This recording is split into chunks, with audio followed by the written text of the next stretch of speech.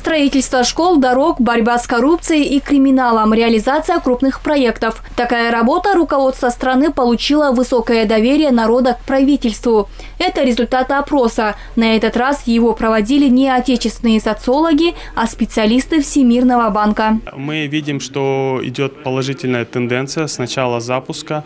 Мы оцениваем их по нескольким вопросам. Это открытый диалог с гражданами, это борьба с коррупцией и в целом восприятие экономических реформ, которые проводятся правительством. И мы видим, что с начала запуска нашего исследования идет положительная динамика. В целом, то, что мы сейчас наблюдаем, это положительная динамика. Несмотря на это, данный показатель... Стало также известно, что большинство опрошенных граждан положительно оценивают социально-экономические достижения страны. Так, в течение 3 лет доходы кыргызстанцев остаются стабильными, благодаря чему у населения постепенно обеспечивается и улучшается финансовая безопасность. Мы выявили, что около 19% в 2023 году относили себя к числу бедных домохозяйств. Но это, еще раз повторюсь, только субъективная бедность. Это, то есть, мы обзваниваем домохозяйство, и оно оценивает себя не с доходами, она оценивает себя, сравнивая с другими домохозяйствами, которые рядом живут. Допустим, у вас 3 коровы, у меня 2 коровы, я считаю себя бедным, потому что у меня на 1 корову меньше. Или, допустим, у меня старая машина, у вас новая машина. Всего лишь только 5% считает себя на постоянной основе бедным домохозяйством. Помимо этого, Всемирный банк провел исследование и на тему изменения климата. По его итогам стало известно, что больше половины респондентов считают защиту окружающей среды более важной задачей, чем экономический рост. По этой причине крупный финансовый институт намерен оказать поддержку нашей стране в решении вопросов экологии.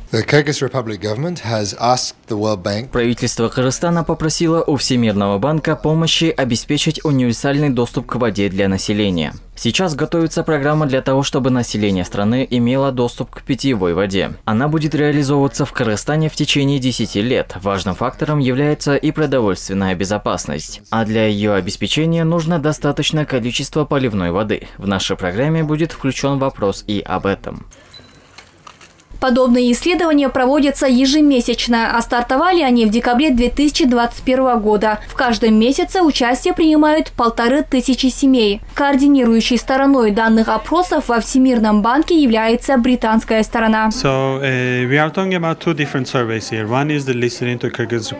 Исследования финансируются британской стороной. Подобные мероприятия проводятся во всех странах Центральной Азии. Планируем начать их в Грузии, Армении и Украине. Цель заключается в понимании того, как люди оценивают свое благосостояние. Мы хотим помочь нашим партнерам, а именно правительству стран в понимании прогресса стратегических реформ.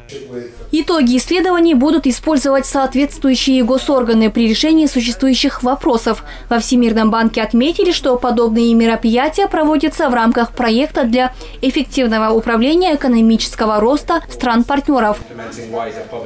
Отметим, что это не первый опрос, в котором отражаются положительные итоги. Так, только в марте этого года Международный республиканский институт провел соцопрос среди кыргызстанцев. Вся эта процедура была профинансирована Агентством США по международному развитию. По итогам 82% опрошенных граждан ответили, что Кыргызстан движется в правильном направлении. Это подтверждение и одобрение политики и реформ, проводимых под руководством президента Садыра Джапарова.